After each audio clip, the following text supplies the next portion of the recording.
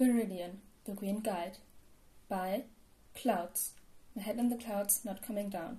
Read by Oakshadow 5. Chapter 15. The Hospital.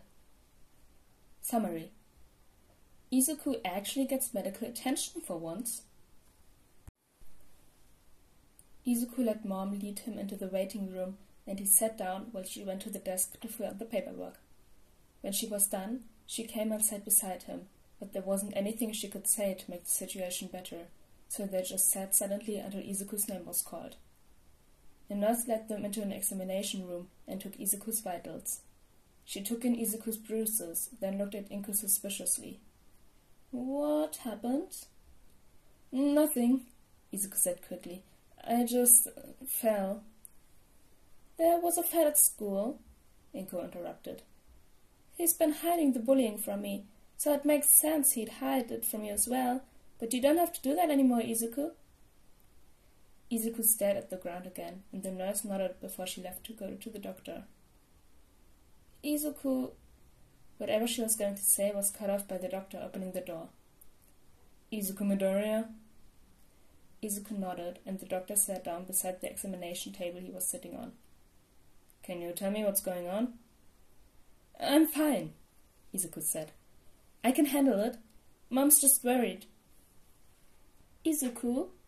Inku was starting to get exasperated. Why wouldn't Izuku let them help him? "That's okay," the doctor smiled. "I'm sure you're a strong young man, but why don't you show me what your mom's worried about, to ease her nerves at the very least?" Izuku frowned for a moment before shrugging off his uniform jacket, then his shirt, struggling as he tried to undo the buttons one-handed. Inku almost helped him, but one look was enough to tell her that Izuku needed to do that much on his own. She struggled not to gasp in horror when she saw the collection of bruises that had been hiding beneath his clothes, some already in the healing stages, which meant that this was far from the only beating Izuku had received. The doctor, though, just took the injuries in stride and gently started prodding at his arm. "And does this hurt?" Izuku winced, but shook his head. The doctor sighed. "I'd get more comfortable getting some x-rays, okay? Mrs. Midoriya, you stay here, and I'll walk Izuku over to radiology, okay?" Izuku thought everyone was overreacting. Sure, his arm hurt, but it wasn't broken. Probably. Honestly, Izuku hadn't thought through what would happen if it was and they hadn't gone to the hospital, but his arm didn't hurt enough to be broken. After the x-rays were taken, he was expecting the doctor to lead him back to the room where his mom was waiting, but the doctor led him to a different one instead. The doctor closed the door and turned to face Izuku. "Midoriya, I just want to let you know that you're safe here, and we will do everything in our power to help you, okay?" Izuku nodded. He wasn't quite sure why the doctor was telling him this. Wasn't that what doctors were there for? "Good," the doctor said. "Now, is everything okay at home?" Izuku looked at the doctor in confusion. "Yes? Why wouldn't it be?" "Well, sometimes when kids come in with injuries like yours..." Izuku's eyes widened. "You think Mom did this to me?" "No!" He tried to instinctively wave his arms in front of him, but winced at the pain the action caused. "No, Mom would never hurt me." "Are you sure?" the doctor asked softly. "You don't have to protect her." "No, I just..."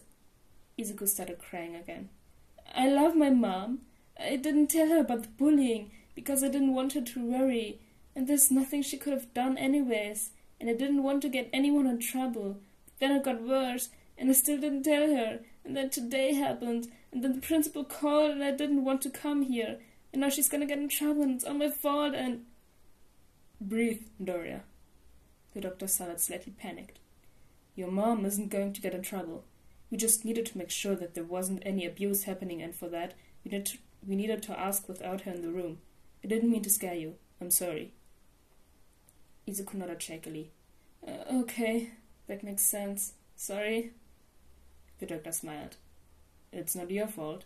I'm glad your mom's taking care of you. Just let her know in the future. Make her job a little easier, okay?" "Okay." He felt a little bad for lying to the doctor, but things would be so much better if Mom just thought that was an insulated accident. She wouldn't have to worry so much. The doctor walked him back to the room where Mom was waiting and opened the file the radiologist gave him.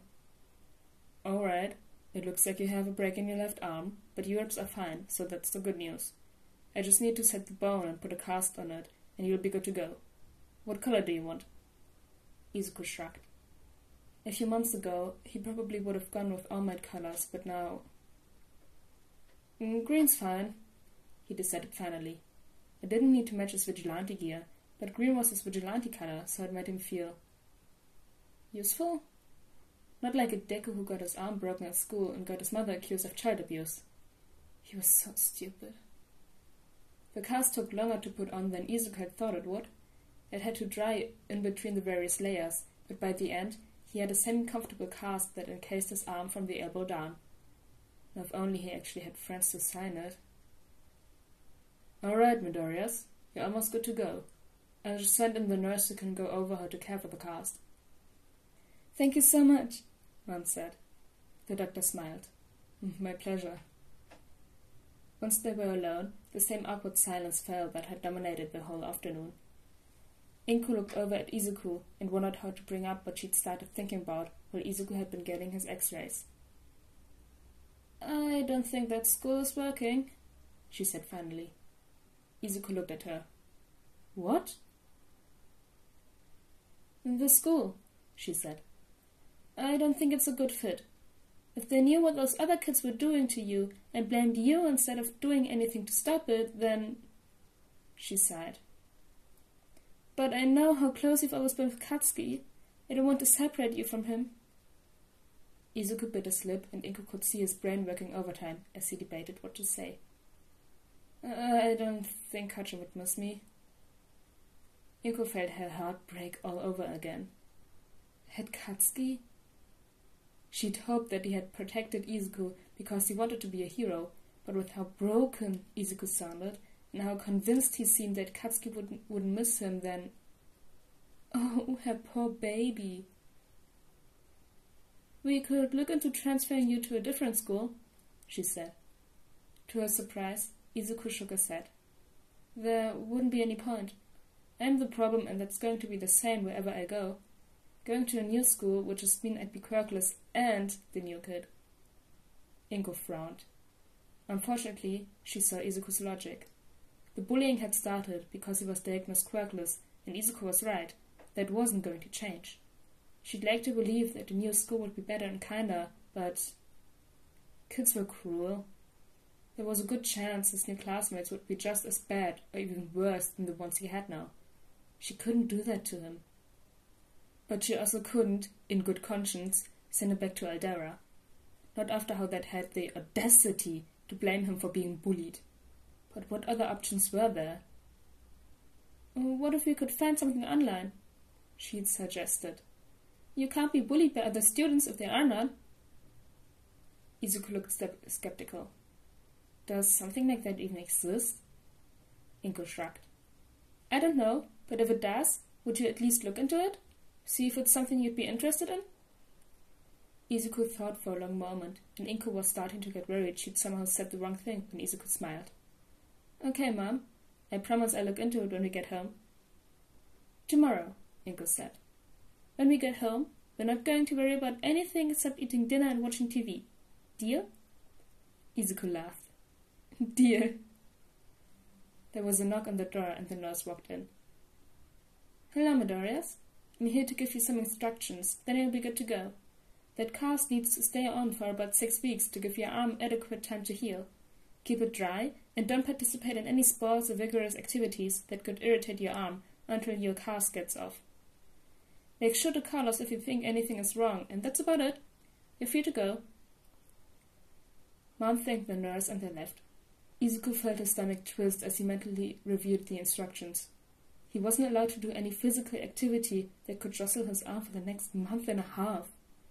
If he did, he could re-injure his arm, which would just cause more trouble for everyone and put Mom through all this worry all over again, and he couldn't do that to her. So what was he supposed to do about his vigilantism? That was chapter 15, I think. Yeah, 15 of Viridian the Green Guide. I hope you guys enjoyed it, and I'll see you guys next time. Bye! Hey, outtakes! Izuku. Inko was starting to get exasperated?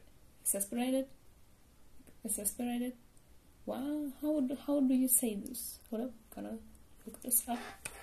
How do you say this freaking word?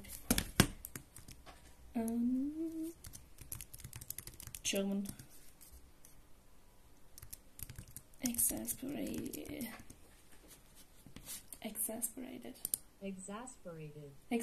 I did it right. Okay. Where was I?